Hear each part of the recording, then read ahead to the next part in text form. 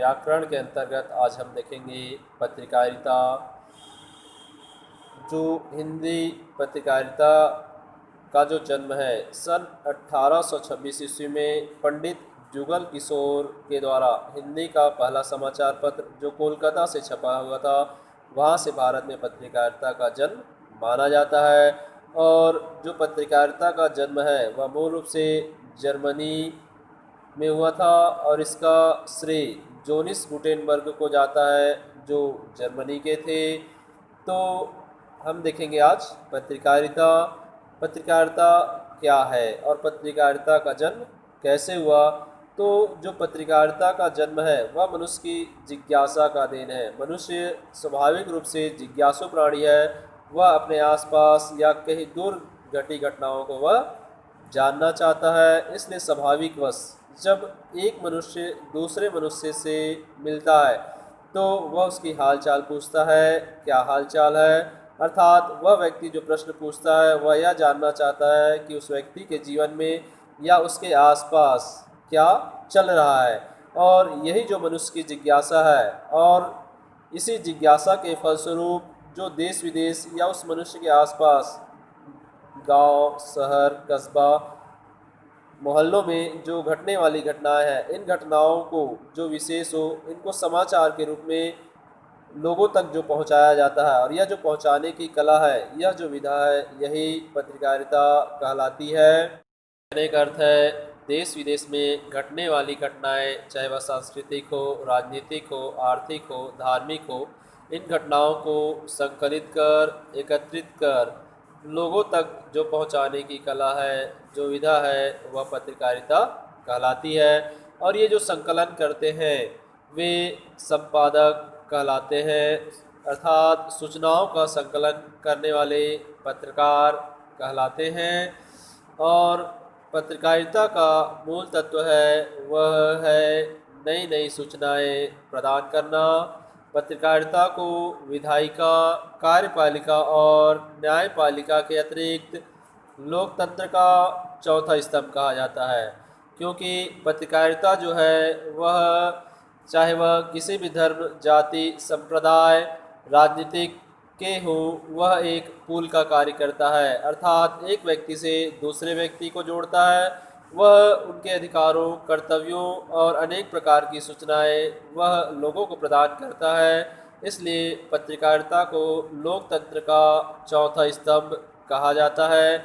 आइए देखते हैं पत्रकारिता के विविध आयाम। है संपादकीय, जिसे अग्रलेख भी कहा जाता है।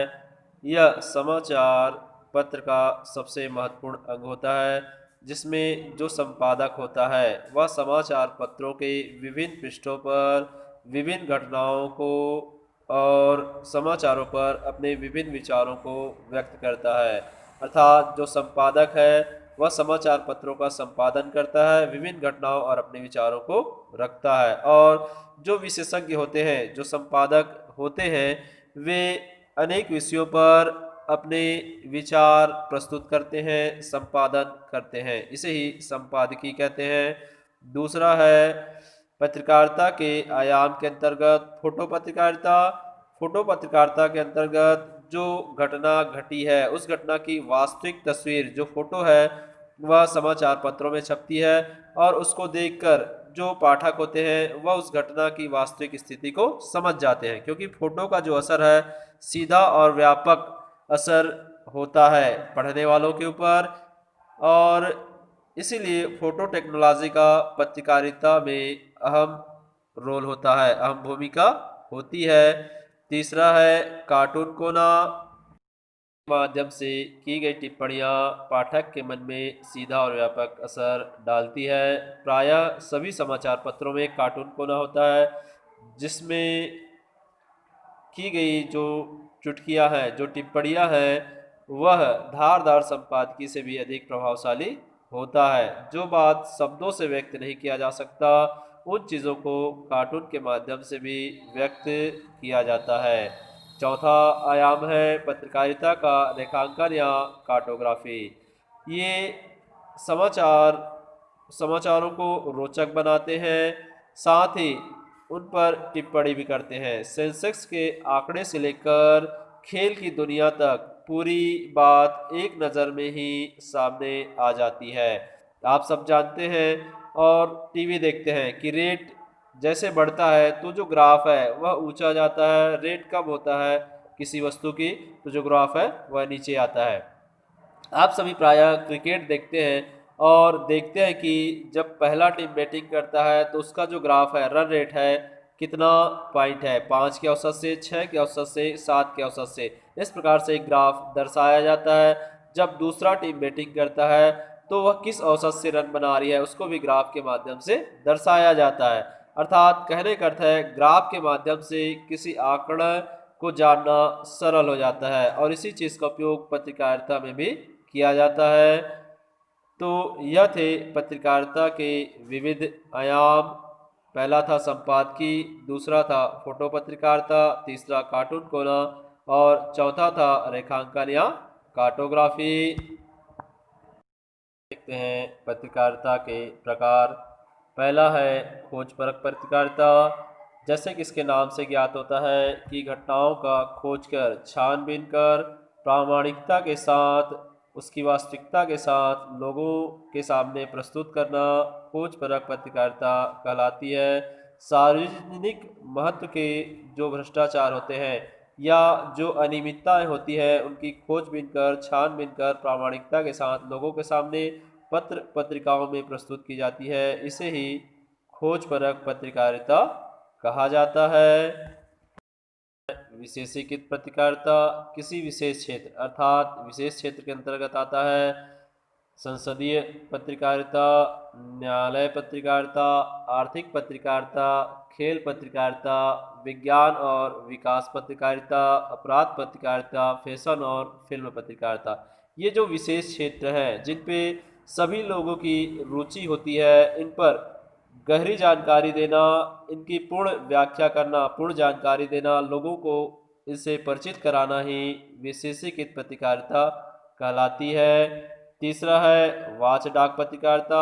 वाच डाक पत्रकारिता के अंतर्गत सरकार के जो कामकाज है उन पर निगरानी रखा जाता है। अगर सरकार कोई गड़बड़ी करती है तो उन गड़बड़ियों को उजागर करना, उनके गड़बड़ियों का पर्दाफाश करना, यह वाच डाक पत्रकारिता कहलाती है।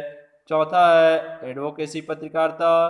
किसी खास विचारधारा या मत पर, किसी घटना पर लोगों को जनमत तैयार करना, लोगों को विचार तैयार करना ही एडवोकेसी पत्रकारिता या पक्षधर पत्रकारिता कहलाती है। कुल मिला के कहने का ये जो अर्थ है वह है लोगों के जो समूह है, किसी विशेष समुदाय, जाति, धर्म या पूरा एक देश के लोगों को एक विचार में बांधना, एक विचारधारा के लिए तैयार करना ही पक्षधर पत्रकारिता या एडवोकेसी पत्रकारिता कहलाती है। आइए देखते हैं इसको उदाहरण। जैसे राम सेतु जैसे विषय के पक्ष में लोगों के विचार बनाने के लिए, वातावरण बनाने के लिए भी पक्षधर पत्रकारिता की गई थी। ऐसी जो पत्रकारिता है वह पक्षधर पत्रकारिता या एडवोकेसी पत्रकारिता कहलाती है। वैकल्पिक पत्रकारिता एक विकल्प के रूप में मुख्य मीडिया, मुख्य धारा से हटकर जो खबरें आती हैं जो लाभप्रद ना हो, ऐसी जो पत्रकारिता है वो वैकल्पिक पत्रकारिता कहलाती है। पोस्टर, बैनर, चित्रों के माध्यम से ये जो खबरें हैं वह लोगों तक पहुंचाई जाती है और ऐसी जो पत्रकारिता है वह वैकल्पिक पत्रकारिता कहलाती है। छठवां है पीत पत्रकारिता या पेस्ट्री पत्रकारिता।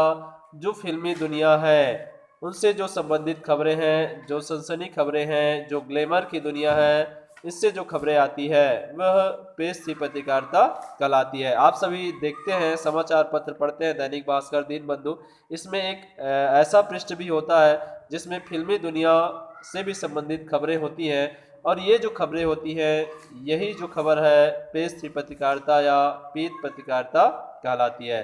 तो यह थे पत्रकारिता के प्रकार, आयाम और पत्रकारिता। आशा है आप सबको समझ में आई होगी। धन्यवाद।